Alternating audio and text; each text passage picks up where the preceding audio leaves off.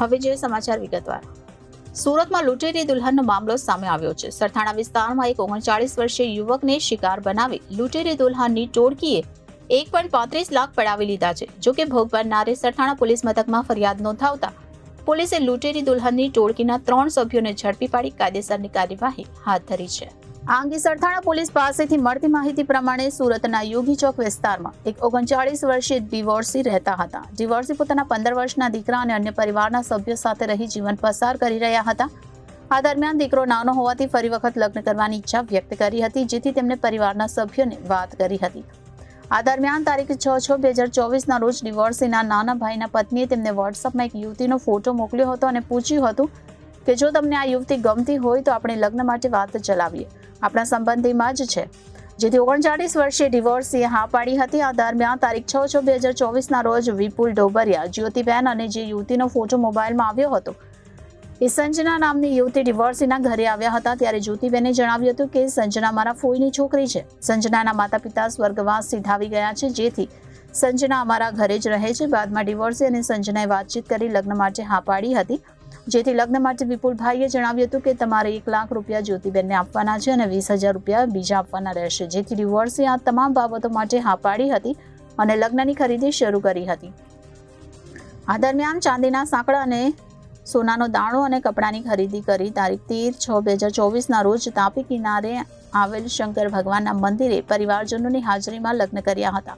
બાદમાં લગ્નની વિધિ પૂર્ણ કરી લગ્નનું પ્રમાણપત્ર બનાવવાનું હોવાથી વકીલની ઓફિસ ગયા હતા, જ્યાં લખાણ કરી વરાછા ઝોન ઓફિસ ગયા ત્યારે સંજનાએ ઓરિજિનલ ડોક્યુમેન્ટ સાથે નથી તેવું જણાવ્યું હતું, જેથી ઘરે પરત આવી ગયા હતા. બાદમાં 1.25 લાખ રૂપિયા વિપુલભાઈ ડોબરિયાને રોકડા આપ્યા હતા. ત્યારે ગઈ તારીખ 16/6/2024 રોજ સંજનાએ મને જણાવ્યું કે મારી દાદીની તબિયત સારી નથી અને મહારાષ્ટ્રથી સુરત આવ્યા છે, તો મારે તેમને ખબર અંતર પૂછવા જવું છે. તમે મને ડિંડોલી સાઈ પોઈન્ટ સુધી મૂકી જાઓ, હું સાંજે પરત આવી જઈશ.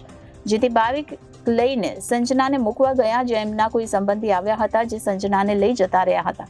બાદમાં સંજનાએ ડિવોર્સીના નાના ભાઈની પત્નીને ફોન કરી કહ્યું કે હવે હું ઘરે નથી આવવાની. ત્યારબાદ ડિવોર્સી અનેકવાર વિપુલભાઈ ડોબરિયાને કોલ કર્યા પણ કોઈ જવાબ ન મળતા પોતાની સાથે ઠગાઈ થઈ હોવાનું માલુમ પડ્યું હતું, જેથી સરથાણા પોલીસ મથકમાં ફરિયાદ આપી હતી. આ ફરિયાદના આધારે સરથાણા પોલીસે તપાસ હાથ ધરી હતી અને લૂંટેરી દુલ્હન અને તેના સાગરીતોની ધરપકડ કરી છે. પોલીસે વિપુલભાઈ મોહનભાઈ ડોબરિયા, રૂપાલીબેન ઉર્ફે સંજના, વિકી ભગવાનભાઈ નાગમલ અને જ્યોતિબેન સંજયભાઈ મોરને ઝડપી પાડ્યા છે. આ મામલે ડીસીપી ભક્તિ ડાભીએ જણાવ્યું હતું કે સરથાણા પોલીસ મથકમાં એક અરજી આવી હતી, જેમાં ફરિયાદીએ જણાવ્યું હતું કે લગ્નની લાલચે 1.35 લાખ રૂપિયા પડાવ્યા છે, જેથી પોલીસે ટીમ બનાવી તપાસ હાથ ધરી હતી. આ દરમિયાન પોલીસે 3 લોકોની ધરપકડ કરી છે. વિપુલ ડોબરિયા નામના ઈસમે જ્યોતિબેનનો સંપર્ક કર્યો અને જે છોકરી ઘરકામ કરતી હોય તેમને પૈસાની લાલચ આપતા અને કહેતા કે અમે તમને કહીએ એવું કામ કરવાનું. આમ સમાજમાં જે લોકો લગ્ન માટે ઈચ્છુક હોય તેવા લોકોને શોધતા અને આખું ષડયંત્ર પ્રમાણે વર્તન કરતા. હાલ તો પોલીસે લૂંટેરી દુલ્હન અને અન્ય 2 લોકોની ધરપકડ કરી છે. આ સાથે જ ખોટું નામ ધારણ કરવા લૂંટેરી દુલ્હનને ખોટા સર્ટિફિકેટ પણ બનાવ્યા હોવાનું સામે આવ્યું છે. પકડાયેલા આરોપીઓ અગાઉ રાજકોટ, રાજસ્થાનના જયપુરમાં અને આ જ વર્ષમાં આવી રીતે લગ્ન કરી પૈસા પડાવ્યા છે. પોલીસને આશંકા છે કે આ ગુનામાં અન્ય લોકો પણ સંડોવાયેલા છે. હાલ તો વધુ તપાસ સરથાણા પોલીસ દ્વારા કરવામાં આવી છે. સુરત શહેરના સરથાણા પોલીસ સ્ટેશનમાં ગત 6ઠા મહિનામાં એક અરજી આવી હતી વિપુલભાઈ ડાયાણીના નામથી કે એમની સાથે એવું ચીટિંગ થયું હતું કે એમને લગ્નની લાલચ આપીને એમની પાસેથી 1,35,000 જેટલા રૂપિયાની છેતરપિંડી કરવામાં આવી હતી. જે અરજીના અનુસંધાને સરથાણાના પીઆઈ અને એમની ટીમે મહેનત કરીને એ જે ટીમ હતી જે ટીમ એના સુધી પહોંચી ગયા. તો એમાં બનાવ એવો છે કે વિપુલ ડોબરિયા કરીને જે એક શખ્સ છે અને એને જ્યોતિ નામની એક છોકરીનો કોન્ટેક્ટ કરેલો અને બંને જણા મળીને જે છોકરીઓ કામ કરતી હોય, ઘરકામ કરતી હોય, એમને સમજાવે કે તમે અમારી સાથે અમે કહીએ કામ કરો, અને એ છોકરાને તૈયાર કરી અને નકલી દુલ્હન બનાવે અને સમાજમાં, સોસાયટીમાં એવા માણસો શોધે કે જેના લગ્ન ના થયા હોય અથવા જેને પત્નીની જરૂર હોય, એમને પછી વાતોમાં ભોળવી અને આ છોકરીની ઓળખાણ કરાવે, એના નામ બદલીને. તો આ જે ગુનો હતો એમાં જે છોકરી છે, જે દુલ્હન છે, એણે એનું નામ સંજના નામ આપેલું અને આ સંજના છે અને સંજના આ જ્યોતિને ત્યાં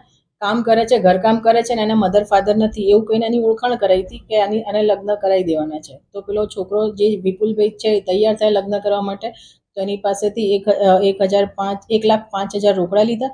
એ સિવાય ચાંદીની વસ્તુ, ચાંદીના છડા, સોનાની ચૂની, એ રીતે ગણીને ટોટલ 1,35,000નું મુદ્દામાં જે 1,35,000નું ચીટિંગ કર્યું હતું, જેમાંથી આ જે રૂપાલી છે એને પેલા છોકરા સાથે તાપી નદીના કિનારે શંકર ભગવાનનું મંદિર છે ત્યાં જઈને લગ્ન કર્યા અને 3 દિવસ એ છોકરા સાથે રહી અને 3 દિવસ પછી એને એવું બહાનું કાઢ્યું કે મારા દાદી બીમાર છે તો મારે ખબર કાઢવા જવું પડશે, એમ કહીને એ જે ડિંડોલીમાં રહે છે ત્યાં એ બેન પાછી ગઈ અને પછી પાછી ના આવી. આ ભાઈએ ફોન કર્યો એટલે રકઝક કરી કે હું નહીં આવું.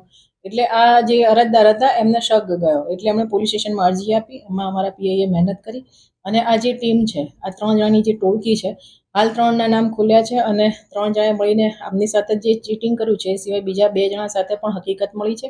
એ સિવાય બીજા કોની સાથે ચીટિંગ કર્યું છે એની અત્યારે પોલીસ તપાસ કરી રહી છે.